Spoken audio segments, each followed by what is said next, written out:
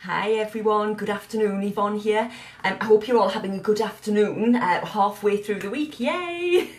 I wanted to talk about, when you start a diet, you pluck up the courage, don't you? You say, right, tomorrow I'm going to start the diet, and you prepare yourself mentally. You maybe go out and you plan what you're going to eat or what diet you're going to follow, whatever it is. You get the shopping in that you need to stick to that diet.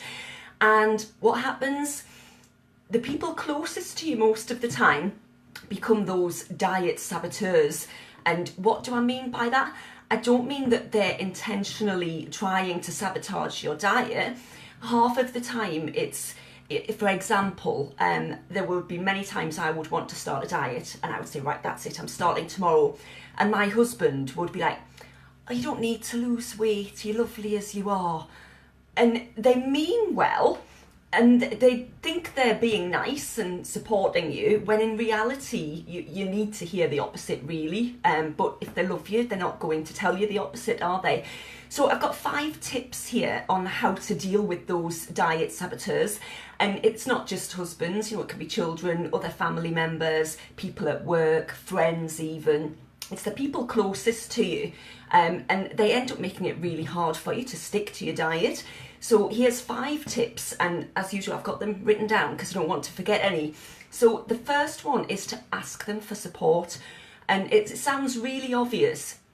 They need to understand that you're serious about it and why you're wanting to do it. So you're doing it for yourself, not for them. And they need to understand that, so it doesn't matter. So I would say to my husband, it's all very well you being happy and thinking I don't need to lose weight. I want to lose weight. I want to lose weight for me. And they need to understand that. And it's not about blaming them. You're not going to say to them, you always ruin my diet. It's not about that at all. It's just saying to them, maybe I'm going to start a diet tomorrow. I really want to lose some weight, and I would appreciate your support. And then explain to them what help it is that you need.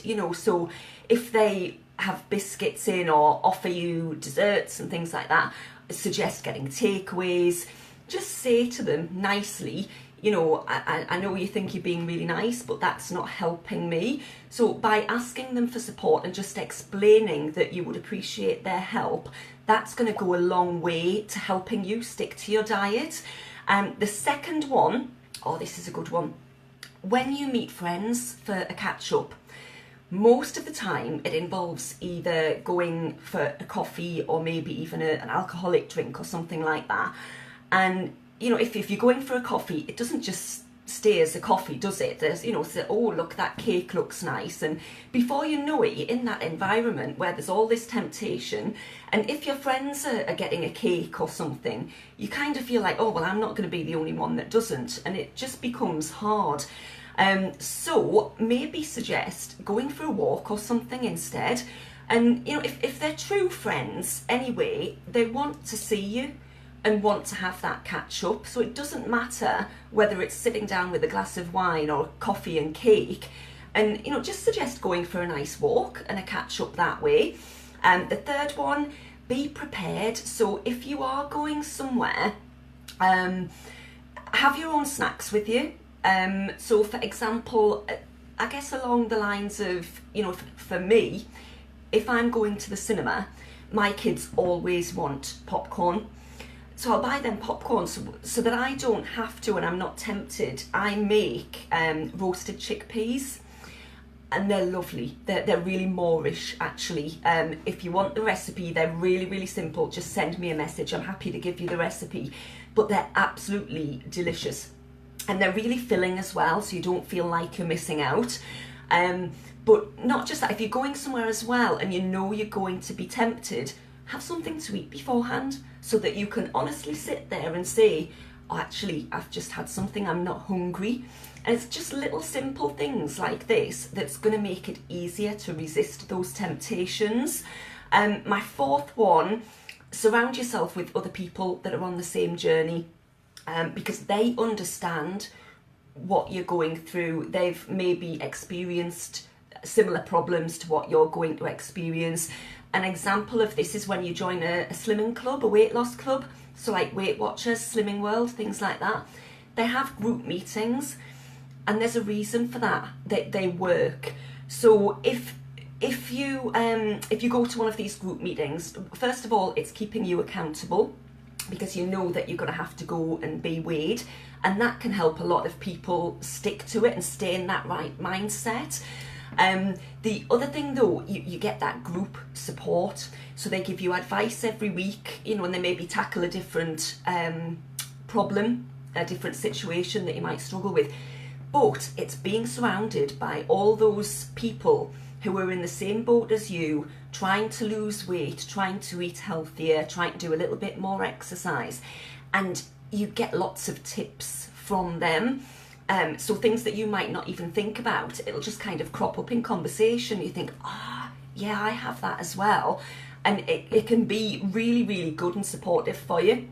And the last one, which is really a last resort, and hopefully you won't have to do this, but if you do have that one friend who constantly, even though you've spoken to them and asked them to support you in your weight loss journey, constantly suggesting, oh, come on, let's go for a drink, or just have it, you know, life's for living, start the game tomorrow, you know, the kind of thing I'm talking about.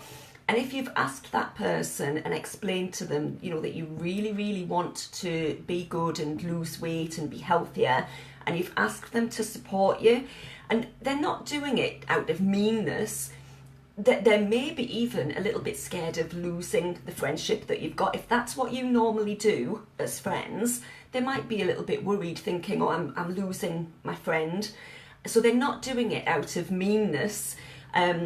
You know, they're just worried.